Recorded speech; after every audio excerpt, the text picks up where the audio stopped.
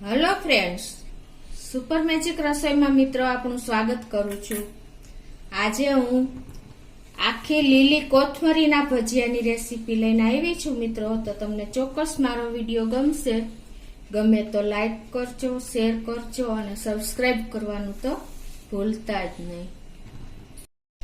તો મિત્રો એના માટેના ઇન્ગ્રેડિયન્ટમાં જો મેં કોથમરી લીધી છે, આખી લીલી કોથમરી 2 પણી, અને 1.5 કપ જેવો મેં ચણાનો લોટ લીધો છે, અને 2 ટેબલ સ્પૂન જેવો ચોખાનો લોટ લીધો છે, અને આપણે ખાવાનો સોડા, બેકિંગ સોડા છે, મીઠું છે, અને લાલ મરચું, ધાણા જીરું અને ગરમ મસાલો ને હિંગ, એટલા ઇન્ગ્રેડિયન્ટ આપણે લેશું। અને તળવા માટે આપણે તેલ લેશું।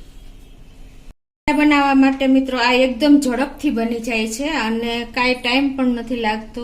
એના માટે આપણે એકદમ સરસ ફ્રેશ કોથમરી હોય ને એવી કોથમરી લેવાની છે, અને આ રીતે એને આપણે આખી જ રાખવાની છે। આવી રીતે તમારે થોડી થોડી પણી આપણે લેતા જાશું અને ડીપ કરીને આપણે ભજીયા બનાવતા જાશું। એના માટે જો ચણાનો લોટ મેં લીધો છે 1.5 કપ, એમાં આપણે થોડુંક પાણી એડ કરીને આપણે બેટર બનાવી લેશું। તમને બતાવું કઈ રીતનું બેટર બનાવવાનું છે। આમાં આપણે બહુ ભજીયાથી થોડુંક પાતળું એવું બેટર બનાવશું।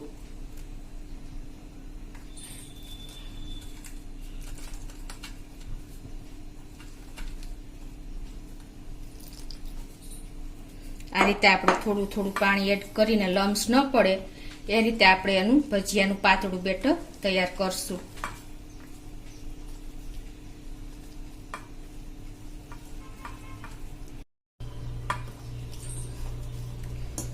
હવે આપણે આ ચણાનો લોટને આપણે બેટર કર્યું છે, એમાં આપણે 2 ટેબલ સ્પૂન જેવો આ મેં ચોખાનો લોટ લીધો છે। એના હિસાબે આપણા ભજીયા એકદમ ક્રન્ચી થશે, એટલે તમે એક વખત આ રીતે પણ ટ્રાય કરજો।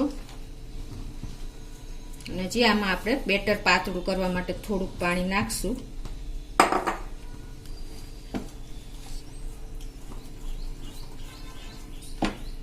એમાં આપણે ટેસ્ટ એકોર્ડિંગ અડધી ટીસ્પૂન જેવું આપણે સોલ્ટ નાખી દેશું, અને 1 ટીસ્પૂન જેવું આપણે ધાણા જીરું નાખી દેશું।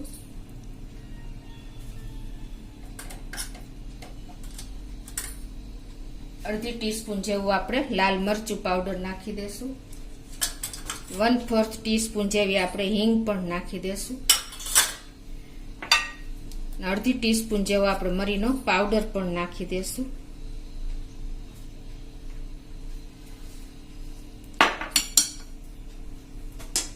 અને આ બધું હવે આપણે મિક્સ કરી લેશું।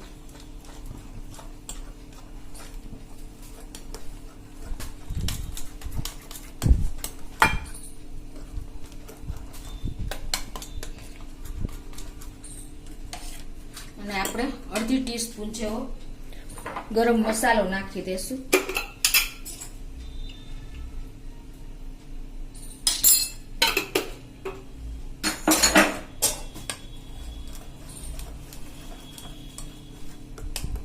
અને હવે એમાં આપણે 1/4 ટીસ્પૂન જેટલા આપણે બેકિંગ સોડા એટલે કે ખાવાનો સોડા પણ નાખી દેશું। અને એને એકદમ આપણે આ રીતે મિક્સ કરીને બેટર આપણું એકદમ ફ્લફી થાય એવું તૈયાર કરી લેશું।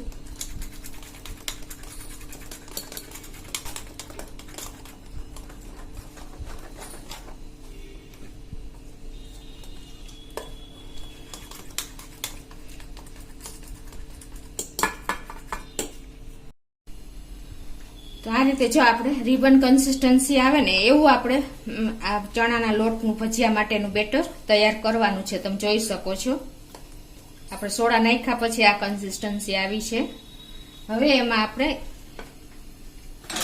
1 ટેબલ સ્પૂન, આ બાજુ મેં તેલ પણ ગરમ કરવા મૂકી દીધું છે, એમાંથી આપણે 1 ટેબલ સ્પૂન જેવું તેલ આપણે આ બેટરમાં એડ કરી દેશું, એટલે આપણા ભજીયા એકદમ સરસ ફ્લફી થશે।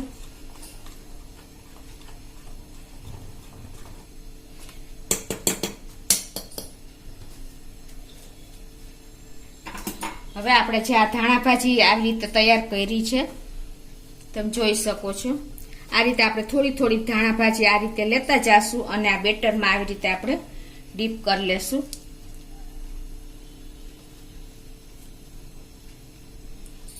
અને આપણે તેલ ચાલુ છે અત્યારે ફૂલ ફ્લેમ ઉપર. આપણે ભજીયા મૂક્યા પછી આપણે ગેસ એકદમ મીડિયમ કરી નાખશું.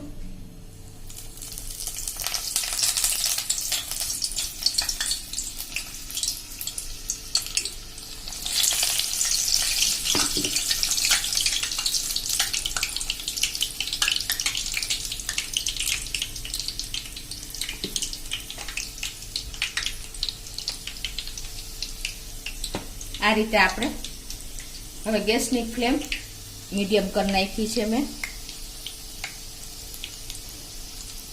એક સાઈડ થઈ જાય એટલે આપણે ટર્ન કરી લેશું.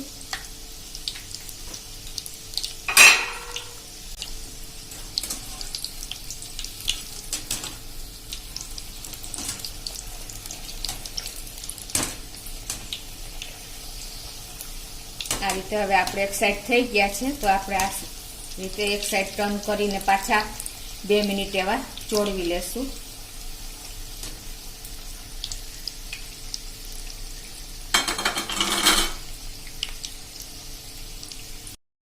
હવે આ રીતે આપણે ભજીયા પણ બહાર લઈ લેશું. થઈ ગયા છે આપણા.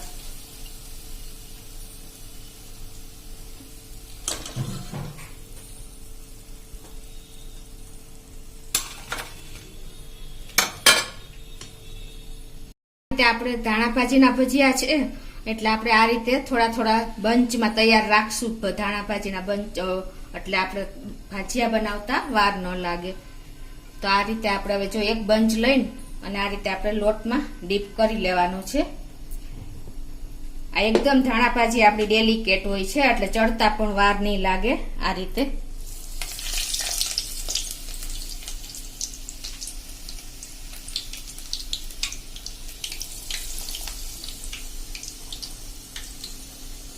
બંચ જ આપણે આખી ડાળી જ લોટમાં ડીપ કરીને તેલમાં મૂકી દેવાની છે.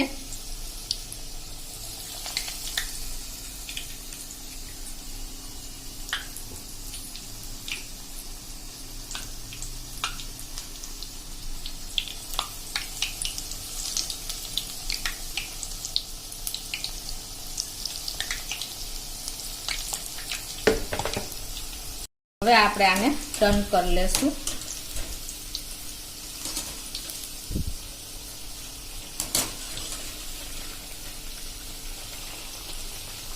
આ ભજીયા નાનાથી મોટી ઉંમરના બધાને ભાવે છે કેમ કે આ ભજીયા એકદમ આપણે સ્પાઇસી નથી હોતા એટલે બાળકો પણ ખાઈ શકે છે. આમાં તમે જો થોડોક પાતળો લોટ રાખવો હોય તો હજી પણ તમે રાખી શકો છો, પણ ધાણા ભાજી આપણે થોડીક તેલ પી જાય એટલે થોડુંક તમારે બેટર મીડિયમ રાખવાનું છે.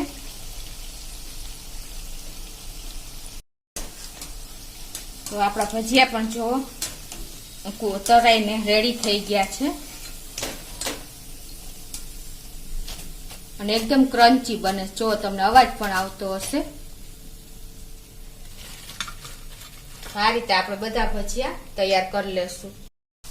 તો જો આપણે ભજીયા પણ બધા તરાઈને રેડી થઈ ગયા છે.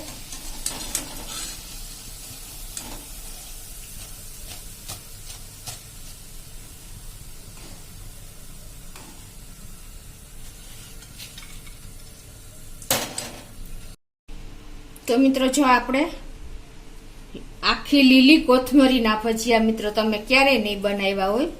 જો એકદમ આપણા ભજીયા પણ ક્રન્ચી થયા છે કેમ કે આપણે ચોખાનો લોટ નાખ્યો છે. જો અને એકદમ આમ ફરસા થયા છે. બાળકોને પણ ભાવશે અને જેને દાંત નહીં હોય એ પણ ખાઈ શકશે. તો હવે હું તમને કટિંગ કરીને બતાવી દઉં કે કેટલા પોચા થયા છે. જો છે ને આખી કોથમરી મિત્રો ઘણાને ભાવતી નથી હોતી, તો આ ભજીયાના ફોર્મમાં ખાશે ને તો હોશે હોશે ખાઈ જશે. એટલા એકદમ ટેસ્ટી ને એકદમ ક્રિસ્પી આવે એવા આપણા ભજીયા તૈયાર થયા છે. આ તમે નાસ્તામાં કે ડિનરમાં કે એની ટાઈમ તમારે કોઈ ગેસ્ટ આવે તો કોથમરી તો આપણે ઘરમાં અવેલેબલ જ હોય છે. તો તમે ઇઝીલી ઓછા મસાલામાં ઝડપથી તમે આ ભજીયા તૈયાર થઈ જાય છે મિત્રો. તો તમને ચોક્કસ મારો વિડીયો ગમ્યો હશે. ગમે તો લાઈક કરજો, શેર કરજો અને સબસ્ક્રાઈબ કરવાનું તો ભૂલતા જ નહીં.